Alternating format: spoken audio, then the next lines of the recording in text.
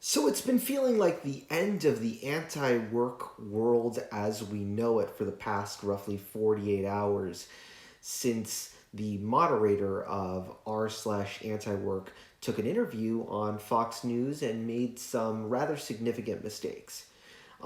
This seems to validate a lot of what I've been talking about for a while, which is that um, moderators of online forums aren't executive directors of organizations, and having good expertise in the area of politics, organizing, and political communications is worth its weight in gold. And being an expert in writing theory doesn't necessarily make you an expert political communicator. And the spokesperson doesn't need to be perfect, but they do just need to know how to control their narrative.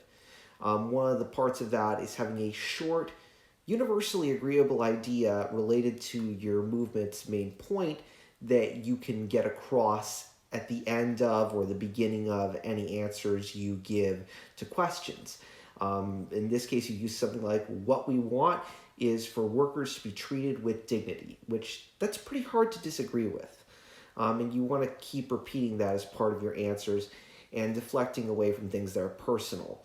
Unfortunately, without even being prompted initially for personal details, this moderator, Doreen Ford, in the interview on Fox News, started to give personal details that kind of messed up the narrative a little bit.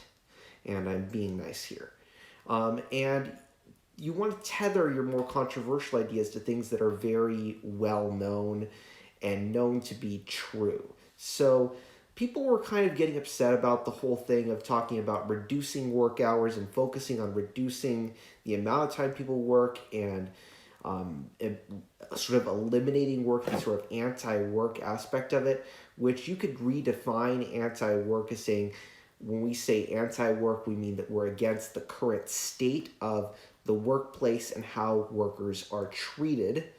But if you want to go into reducing work hours, you can talk about automation, which you go into business literature, the business press, that's talked about all the time, how automation can eliminate jobs and reduce people's working hours. So that could be a way to discuss the reduction in the amount of time you're working if leadership wanted to emphasize that particular point.